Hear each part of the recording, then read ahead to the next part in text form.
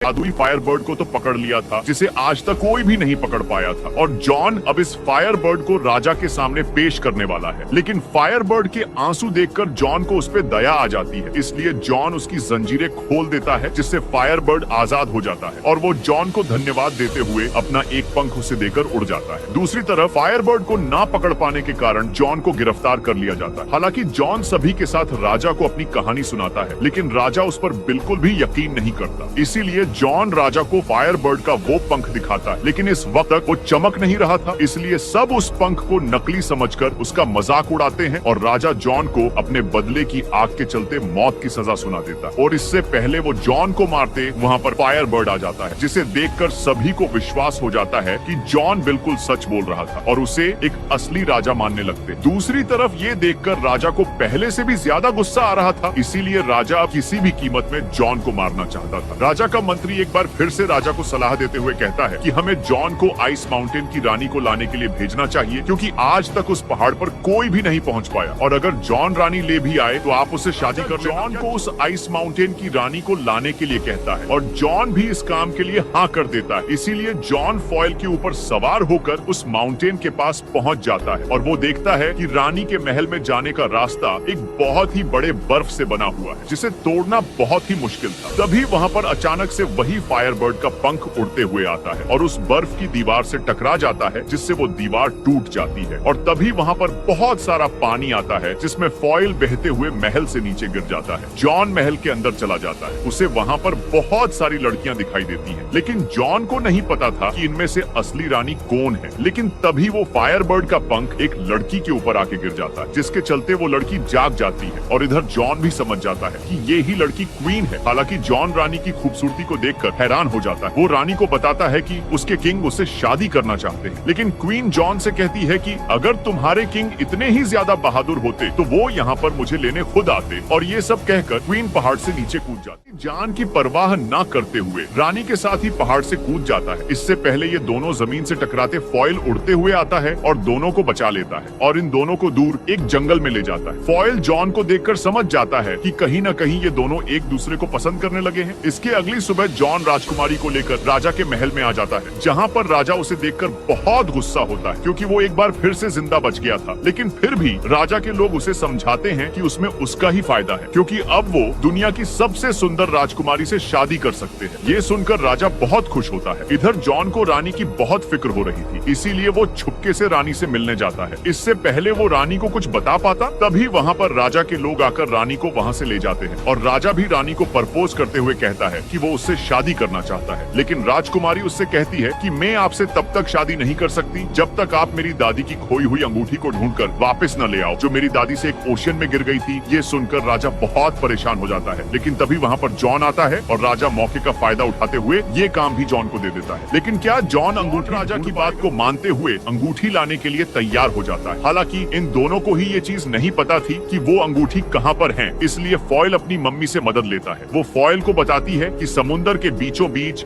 Well मछली के पेट में वो अंगूठी, और अगर तुम्हें वो अंगूठी चाहिए तो समुद्र के बीचों बीच जाना पड़ेगा। इसलिए फॉयल जॉन को अपनी पीठ पर बैठाकर समुद्र के बिल्कुल बीचों बीच ले आता है। लेकिन तभी जॉन उसकी पीठ से नीचे गिर जाता है और उसे वहाँ पर पता चलता है कि वो उस वेल मछली तक पहुँच चुका है, क्योंकि वहाँ पर पानी के अंदर बहुत बड़ी जंजीरों से एक वेल को बांधा हुआ था। जब जॉन पानी से बाहर आता है तो फॉयल उसे बताता है कि असल में ये पूरा आइलैंड ही वो वेल है जिसके बारे में मेरी मदर ने आपको बताया। जॉन वेल मछली से पूछता है कि तुम्हें किसने इतनी बड़ी जंजीरों से जकड़ा हुआ है। वेल मछली भी रोते हुए जॉन को बताती है कि मैंने कुछ जहाज को निगल लिया, इसके बाद यहाँ के कुछ लोगों ने मुझे जंजीरों से बांध लिया, लेकिन अब मुझे मेरी गलती का पछतावा है। ये सुनकर जॉन को वेल के लिए काफी बुरा लगता है, लेकिन तभी जॉन के दिमाग में एक आइडिया आता है। वो फॉयल से कहता है कि अगर वो इस वेल मछली को छींक दिलवा दे तो वो इसके अंदर से उन जहाजों को निकाल सकता है। फॉयल को भी ये प्लेन पसंद आ जाए। फॉयल के ऊपर सवार होकर वेल मछली के नाक में से होते हुए उसके मुंह के अंदर चला जाता है और वेल मछली को छींक दिलवाता है,